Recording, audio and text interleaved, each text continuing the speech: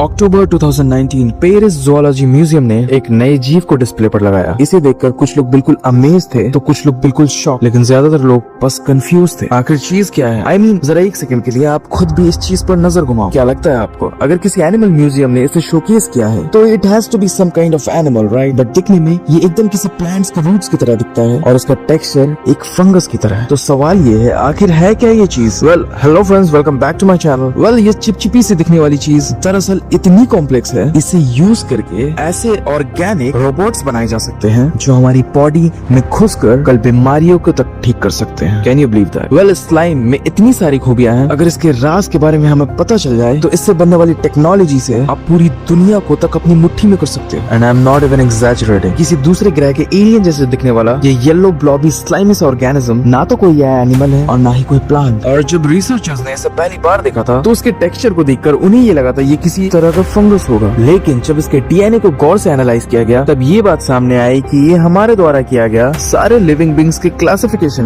में फिट ही नहीं होता। It is something completely different, almost like an alien. जिसके बाद साइंटिस्टों ने इसे नाम दिया फाइसेरम पॉलीसेफेलम और इसके जैसे बाकी के मिनी ऑर्गेनिजम्स को नाम दिया स्लाइमी मोल्ड्स। अब इसकी स्टडी करते वक्त एक और चौंका देने वाली चीज सामने आई, ये पूरा स्ट्रक्चर सिर्फ और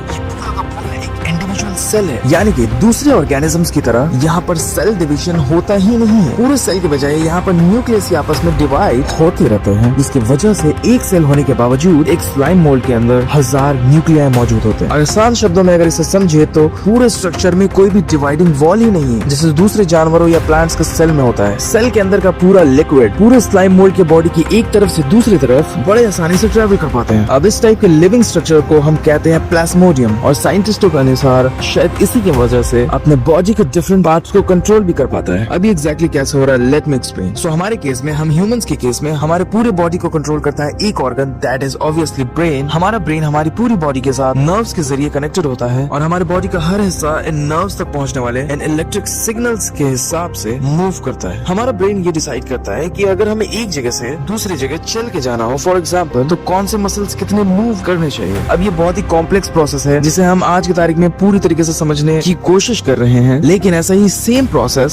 स्लाइम मोल्ड के केस में थोड़ा अलग तरीके से होता है। इस मोल्ड के पास इसका खुद का ब्रेन या कोई भी ब्रेन को रिजेंबल करने वाला पार्ट नहीं है, लेकिन फिर भी ये मूव करता है। एंड माइंड यू, इसके मूवमेंट्स रैंडम नहीं होते, बिल्कुल किसी तरह के जानवर की तरह ही होते हैं, एकदम सटीक और एकदम पर्टिकुलर डायरेक्शन में। और ये बिल्कुल किसी इंटेलिजेंट एनिमल की तरह ठीक अपनी खाने के डायरेक्शन में चलता फिरता है। इनफैक्ट साइंटिस्टों की एक टीम ने इस स्लाइम के टुकड़े को मेज के अंदर बंद कर दिया था। अब अगर इसे जिंदा रहना था तो इसे मेज के बीच में रखे खाने तक पहुंचना था, लेकिन ये इसके लिए कोई मुश्किल काम नहीं है। ये बड़े आराम से पूरे मेज को सॉल्व करके अपने खाने तक पहुंच गया। अगर आप इस मेज को सॉल्व करना चाहोगे तो सबसे पहले आप देखोगे आपके पास कितने ऑप्शंस अवेलेबल हैं एज अ ह्यूमन। उनमें से कितने रास्ते डेड हैं, इट मींस डेड पॉइंट पे खत्म होते हैं, और कितने रास्ते आगे जाकर दो अलग अलग रास्तों में सेपरेट होते हैं। और तब जाके आपका दिमाग आपके लिए डिसीजन लेगा और इस मेज को सॉल्व कर पाओगे। और ये करने के लिए हमारे पास मेमोरी, डिसीजन मेकिंग स्किल्स और ओवरऑल कॉग्निशन होना जरूरी है, राइट? इसके बिना ये चीजें नहीं हो सकती। और इंटरेस्टिंगली ये सभी फीचर्स ये कॉम्प्लेक्स ब्रेन में होते हैं, जो इस केस में इस मोल्ड के पास नहीं है। लेकिन रिसर्चर्स के अनुसार स्लाइम मोल्ड इस मेज को सॉल्व करने के लिए बहुत ही सिंपल सा तरीका आजमाता है। पहले वो चारों कोनों में अपने छोटे छोटे ब्रांचेस, जिन्हें टेंड्रिल्स कहते हैं, उन्हें स्प्रेड करता है। फिर उनमें से अगर किसी एक टेंड्रिल को कोई खाने का सोर्स मिल जाता है तो फिर ये स्लाइम मोल्ड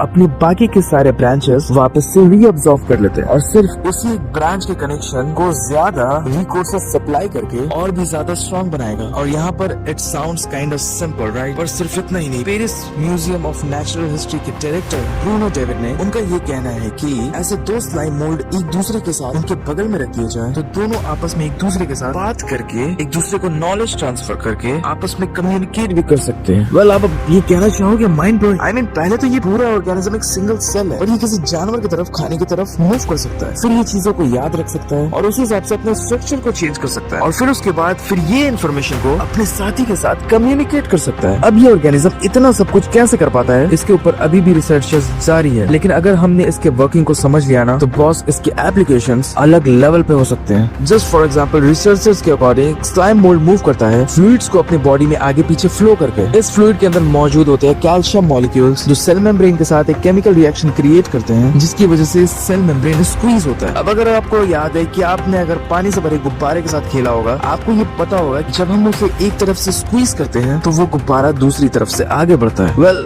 ये स्लाइम मोल्ड्स भी बिल्कुल पानी से भरे उसी गुब्बारे की तरह है। अगर हमने स्लाइम मोल्ड्स के इन मूवमेंट्स को ठीक से समझ गया ना, तो हम इसे यूज करके ऑर्गेनिक नैनो रोबोट बना सकते हैं। ये नैनो रोबोट्स इतने एफिशिएंट होंगे तो ये किसी हार्ट पेशेंट की आर्टरीज में ब्लॉकेज हो तो उस ब्लॉकेज को इन नैनो रोबोट्स की वजह से निकाला जा सकता है, और ऑर्गेनिक होने की वजह से और काम खत्म होते ही ये अपने आप ही बॉडी में डिसॉल्व भी हो जाएगा, और बाहर से देखने वालों को लगेगा मानो कोई ऑपरेशन हुआ ही नहीं। अगर देखा जाए जापान का ये वॉकिंग जेल शायद इसी टेक्नोलॉजी की तरफ हमारा पहला कदम है, और आगे चल के शायद हम इसी की वजह से दूसरे कई सारे बीमारियों को ट्रीट कर पाएंगे। इसके अलावा अगर रिसर्चर्स स्लाइम मोल्ड्स के पाथ फाइंडिंग एबिलिटी को समझने में कामयाब रहे तो उनको समझ के उनके मिलने वाले एल्गोरिथम्स को हम ऑटोमेटिक सेल्फ ड्राइविंग कार्स पर भी अप्लाई कर सकते हैं। एनी गेसेस कैसे? वेल देखो, इतना तो तय है, फ्यूचर में रास्तों में टेस्ला कार जैसी सेल्फ ड्राइविंग कार्स दिखना बहुत ही आम बात हो जाएगी। ये कार लाइव मैप से जीपीएस लोकेशंस की मदद से एक पॉइंट से दूसरे पॉइंट के बीच सबसे एफिशिएंट रास्ते को ढूंढने की कोशिश करेंगे, लेकिन ये तरीका हमेशा काम नहीं करता। I mean in the and ये है तो सिर्फ एक मशीन ही। कभी कभार खराब मौसम, खराब रोड्स और ट्रैफिक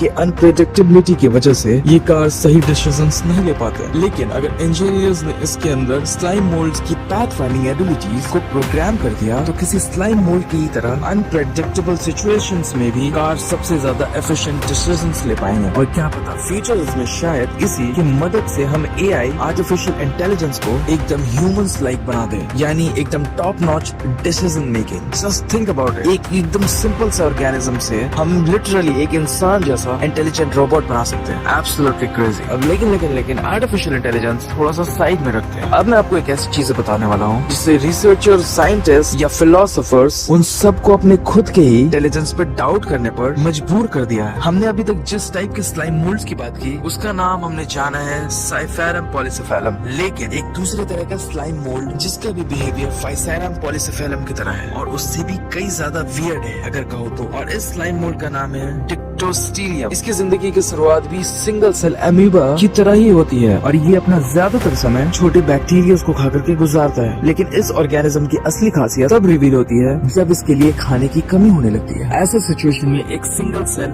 डिक्टोस्टेलियम अपने सराउंडिंग में मौजूद डिक्टोस्टेलियम्स को सिग्नल सेंड करता है और इन सिग्नल्स की वजह से कई सारे डिक्टोस्टेलियम्स एक दूसरे के करीब आकर एक सिंगल यूनिट की तरह काम करने लगता है। बेसिकली जो ऑर्गेनिज्म पहले एक इंडिपेंडेंट बीइंग हुआ करता था वो अब एक ग्रुप का हिस्सा बनके एक मल्टी सेल्यूलर ऑर्गेनिज्म बन जाता है। Fascinating right? इस नए ऑर्गेनिज्म को रिसर्चर्स ने नाम दिया स्लग, क्योंकि ये दिखने में और मूव करने में भी किसी स्लग की तरह ही है। ये स्लग अपने आप में ही एक इंडिविजुअल ऑर्गेनिज्म बन जाता है और यूनिसेल्युलर ऑर्गेनिज्म से कई ज्यादा तेजी से मूव कर सकता है। अब इस बिहेवियर की मदद से ये ज्यादा बैक्टीरिया के शिकार कर पाते हैं। लेकिन रुको, अभी तो इसका फाइनल फॉर्म आना बाकी है। अपने ओरिजिनल फॉर्मेशन की जगह से ये स्लग काफी दूर तक माइग्रेट करते हैं और फिर किसी प्लांट की तरह ग्रो होने लगते हैं। लाइक आप ये वीडियो देख लो, जमीन से एक पतला सा स्टेम लाइक स्ट्रक्चर ग्रो होता है जिसके ऊपर किसी फ्रूट की तरह ग्रो होता है जिस पाउच में से इस ऑर्गेनिज्म के अगले जनरेशन के स्पोर्स एटमॉस्फेयर में फैल जाते हैं, जिसके बाद वो किसी दूसरी जगह पर एक बार फिर से अपनी लाइफ साइकिल शुरू कर देता है। अब इस पूरे प्रोसेस में सबसे फैसिनेटिंग बात यह है कि जब ये स्पोर पाउचेस एक स्टेम की वजह से अपनी जमीन से ऊपर उठते हैं तो उस स्टेम को बनाने के लिए तो कई सेल्स अपने आप को सैक्रिफाइस कर देते हैं। तो इसका मतलब समझ रहे हो? ऐसा ऑर्गेनिज्म तो पहले तो एक इंडिपेंडेंट सेल हुआ करता था, वो एक ग्रुप का हिस्सा बनने के बाद फ्यूचर जनरेशन के सर्वाइवल को इंश्योर करने के लिए लिटरली खुद की जान दे देता है।